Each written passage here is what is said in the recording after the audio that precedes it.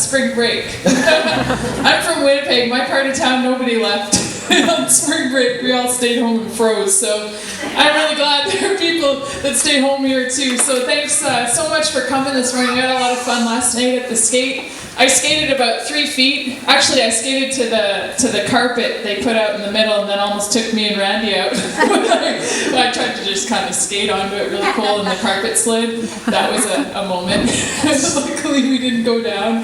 But it was just great to meet so many people in the community, and we had a lot of fun out there. And just being here today, it's awesome, man. This is like a much larger version of a place I hung out as a young kid in Winnipeg, and my community center was called Kelvin Community Center, and it was definitely the hub for many of us in where the area where I grew up. And they ended up tearing it down, and they built this big super center down the highway where, you know, parents that drove could take their kids to play hockey and ringette and stuff. My parents didn't drive. We relied on rides. My sister and I relied on rides from other parents and coaches to get to any sport practices. And they thought it was a great idea. They built this fancy big center and that everyone could just go there. And it was inaccessible for a lot of people that came from my area.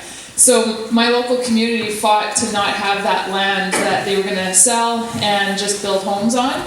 And they fought tooth and nail to the bitter end. They lost the community center, but they got to keep the land. And I had the great honor, after doing all this stuff in sport over all those years, get some cool stuff handed to you. And my hometown of Winnipeg, they wanted to name something after me, so they were like, we've got this bridge, we've got this and that. And I was like, how about my community center that's no longer there, but now is a recreation center? And they rebuilt it, and it was one of the biggest honors of my life to have that named after me in my neighborhood, for all the kids that are there that get to access it and don't have to go all the way down the highway. So I just can't say enough about community centers and the importance of this hub of activity for so many youth. It meant the world to my family growing up, and it means the world to me now. So to be here today and see everyone, it's just awesome. We're looking at a big headwind today to Gander. Every day we look at the hourly wind conditions, which, if you're not on a bike, you don't really think about, because, well, you're in your car or you're walking and your face gets kind of cold when you're walking into it, and if you have it behind you, it's not that bad. But you never walk that far, right? So we're on our bikes for hours, so I'm just like days ahead looking at the wind direction, where it's going to shift, and we're heading northeast, and it's a northeast wind that is wicked. And so it's supposed to take us 4 hours to get there. I think it's going to take a little bit longer, but that's how this ride has been. You know, we've had a few days of tailwind and a few days of rain and snow and hail and sleet and mostly headwind and lots of mountains, and this ride has been incredibly difficult physically. But I've gotten through it because I have a team around me. A lot of them are here setting this up this morning. Randy, we've been in this day in and day out. Carl, you filled in for Randy when he went home for a little bit. Everyone fills in for each other. We all look after each other. We look after ourselves, and we don't do anything alone. And on the roads, I've got 2 guys that ride with me, and I ride behind them. I tuck behind them for now 4,400 kilometers. I've not put my nose in the wind, which doesn't make it easy, but it makes it about 30% easier. You use 30% less energy to go the same distance. So I've got one guy, my husband, Peter. He's a good guy. I like him, so we'll keep him. It's a good thing you like him, eh? And then the other guy, first was a good friend of mine, Burke, from Salt Lake City, Utah, who he'd been to Quebec, but he'd never been to other parts of Canada. He got to experience Atlantic Canada, and he's already planning a vacation here. Loved it. He was so sad to leave. He left us just before Halifax. He's so bummed out seeing all the pictures from Newfoundland. And he's going to meet us up north of the Arctic Circle in May to ride the Dempster Highway down through the Arctic Circle to Dawson City. And then I have another friend right now, Mark Walters, who's filling in, a big, strong guy. So it's just been awesome to follow their wheel the entire way. I'm just going to contradict you on one little thing. I remember during a snowstorm where the wind was going this way, in the middle of Ontario, you actually ditched them.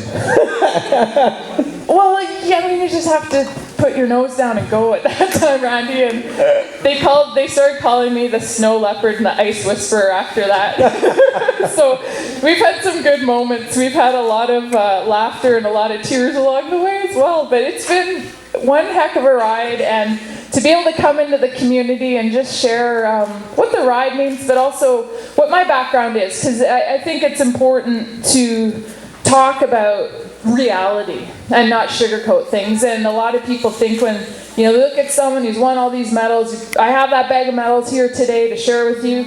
It's like it's easy to think that things were always easy and come from a place that is a certain way and you have all the support.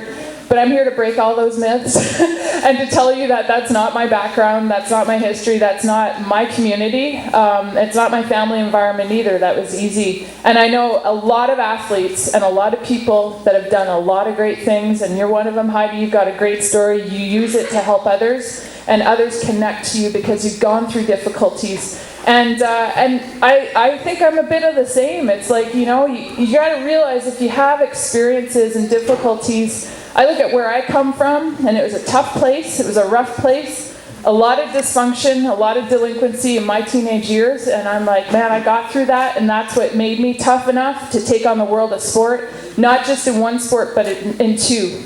And I look at kids that might come from a place that it was a lot easier and had all the family support. And often, quite honestly, those are the kids who end up quitting because they don't know how to work for something. So if anybody ever tells you that you cannot do this because you come from there, I come from a part of Winnipeg that people still say to me if they're from Winnipeg, you come from there and you went to the Olympics? How'd you do that? How'd you get out? So honestly, you don't ever let anyone limit you, and realize any difficulties, when you can work through things and learn from them and grow from them, it gives you something to use in life, to share with others, to help others, but it gives you an edge of toughness. You can face anything and anyone.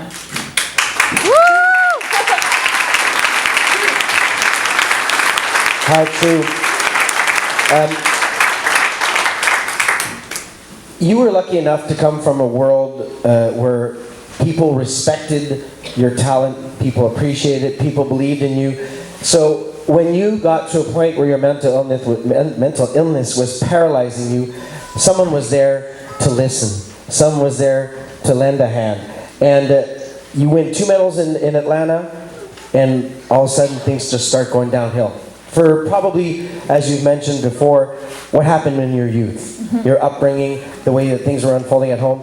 You win those 2 medals, and you're in a total state of depression. Yeah, and just to give you a brief background, where I come from, it was a really dysfunctional family. My dad, never won his battle with alcoholism his whole life, and he was pretty abusive towards my mom verbally, and that's the environment I grew up in. And as a kid, just felt like a complete failure because I couldn't fix what was going on around me. As young as 5 years old, I remember crying in the closet because I couldn't stop that screaming and yelling, and couldn't stop night after night of the same thing. And when my parents split up when I was 9, my sister was 11 at the time, and we were both pretty relieved because that was cool. We got to go visit my dad somewhere else. We didn't understand what divorce was because my parents didn't even talk about it. My dad just left. We didn't talk about what alcoholism was. We didn't talk about what abuse was because it was just, you just didn't talk about those things. So we grew up in that really dysfunctional environment, and even into my younger adult years, I'd go home and things would just blow up because my family would pretend they were a family when I came home for some crazy reason. And I would end up just being like, what is going on here? And have to leave home, Christmas Eve night because there would be a family blowout. And I didn't realize how dysfunctional it was until I met my husband, and he visited my family in Winnipeg, and he came back. He was like, how come you didn't tell me? And I'm like, tell you what? He's like, it's not okay the way that is. And it kind of blew me away. I was like, really? Isn't everyone like that? But they're not, and it's not okay. And it's not okay not to talk about it. And what I did, and my sister did, when my parents split up, at first we were stoked, and then we were just confused and lost. And my mom was so burnt out and traumatized from my dad that she couldn't discipline us, so we turned to the streets. And we started hanging out on the streets. My sister got into so much trouble, and I followed in her footsteps. And when I was 13, I started smoking and drinking and doing a lot of drugs, and that continued till I was 16 years old, and I wasn't even going to school anymore. And what changed my life is I saw the Olympics, and Randy, you've talked about this so much, seeing a guy skate for Canada, Gaetan Boucher, his last time, seeing someone so focused and connected to what they were doing, and I just loved speed skating. I'd never seen it, and I thought it was the most beautiful thing. I grew up playing ringette and hockey, so I knew how to skate, but I'd never seen skating like that. And I just knew inside that I was going to be that. I was getting in all this trouble. I didn't know how, or why, or when, or even what, but I was going to be Gaetan, this guy with the maple leaf on his side, skating around in circles at the Olympics. And that moment changed my life. It got me back in school, it got me off drugs and drinking and smoking, because I started feeling what all those toxic things were doing to my body. And in that time, I changed from delinquency to being on the provincial team, and then I got switched into cycling, and then I was like, I didn't even know bike racing was a sport, and then all of a sudden I'm a bike racer, and everything was just moving so fast. But I still had all those feelings inside of growing up, and confusion and guilt, and just feeling like a failure. And I carried those through with me, thinking if I trained harder and won more races, and everyone around me told me I was so good, that I might start feeling better about myself inside. And when I came home from my first Olympics in 1996 as 23 years old, first-time Olympian, I did 2 races and I won 2 bronze medals. I came home with these medals and thought, okay, maybe for the first time, I can feel good about something. I can feel the way everybody tells me I should feel, like, wow, you're so great, I saw you do this, I saw you win, you inspired me. And how I felt inside was so not that. And within 2 months, I was in a state of clinical depression. All I could do was eat, sleep, and cry. And I thought I had to fix myself, I thought I had to be strong, I thought I had to come back and show people what they expected. Someone who's good, and someone who's great, and someone who's inspiring.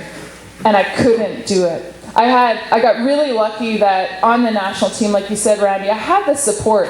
I had all the support there. Everybody wanted to help me, to bring me back, to win more races. But it took me 2 years to realize that I couldn't do it alone. I never told my mom what I went through. I wasn't living at home since I was 18 years old. I couldn't tell my mother because everything she had gone through with my dad. My sister was very sick and continues to struggle with bipolar disorder, drug addiction, and severe depression to this day. I'm proud of my sister. She's an amazing mom, but she has had one struggle of a life that she still tries to be better every day. Some days are worse than others. I lost my dad last summer to dementia, and my mom, she does her best. But I have to tell you, with my depression, I couldn't turn to my family, and I still can't, and that's okay. I'm able to get some professional help. It's changed over the years. Right now I work with a psychologist out of Calgary, close to where I live, and he's helped me so much in transition after sport.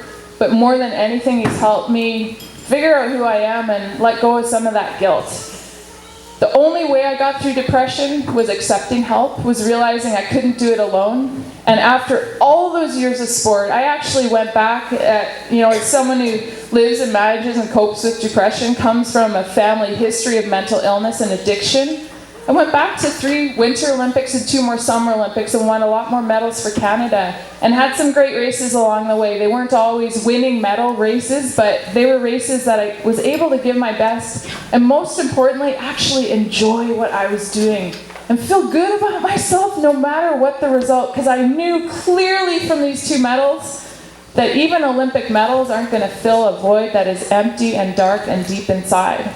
Those are the things that you got to work on. You need to accept help and realize that nobody is bigger than mental illness. And I think people that struggle, they are the ones that we need. Heidi, like you're in here day in and day out making a difference. People that can connect to others who are struggling, I think, are going to have the biggest impact. I was in the hall listening to what you said, and I just think it is awesome. We're doing the same thing, and we're on the same team, and I've met many, many people who are on our team all across Canada. So it's fantastic. And everyone here, just realize, you go through tough times. It is nothing to be ashamed of. And I have met people along the way that have done enormous things, that have struggled deeply. And always, they're up and down. It's not always good. But you can live with this, and you can get through this, and it's nothing to be ashamed about. And I'm going all across Canada and talking very openly about what I've gone through in the hopes that people can understand that you can be strong and you can be weak all at once, and you can be a complete human being because of that. And I know I'm not alone, and on this ride, it's just been amazing to hear so many stories along the way, have so many moments of sharing and connecting, that it almost makes the riding, even when it's like today into that 98 kilometers into a headwind, it almost makes the riding, no matter what the elements, seem pretty easy and almost insignificant compared to what we get to do meeting you in the communities. This is what just carries us along every kilometer of the way. It has absolutely been the ride of our life, and you guys have, you've really touched our hearts. All these posters, I'm going to start crying now. All the posters that I've read here, they mean the world to me and to our entire team. Just knowing that you guys care and that this community cares about mental health, man, it's everything. It is everything, and we are going to carry your message as far as we go, which is going to be all the way to Ottawa. The message that mental health matters to every single Canadian, every single community, and nobody should be left without the support that they deserve and they need when they need it. Thank you, Clara. Thank you for doing this. Thanks, you guys. You guys, you got to realize that riding an average of 130 kilometers a day is physically taxing. It's very difficult. And on top of it, well, Clara comes out 2, 3, 4 times a day sometimes and talks about stuff that's really deep. And that's also emotionally taxing. So what she's doing is a double hitter for me. So keep it up, Clara. You're an amazing woman. I'd like to invite now, because we do like to leave gifts. We're very generous with gifts. And I'd like to invite now 2 ladies that were very, very important in getting this. Whoops, I don't want to break these medals. Would you like to hold that, young lady? You guys can pass them around if you want. Before I break them. So that's the one from Vancouver. And that's the one from Salt Lake City. So, 2 very important components. You can take it to your table, my dear. Of us being here this morning. And I'd like to invite right now April Skinner, who's the manager of community development and Whitney Roberts, youth group participant, to come on up here.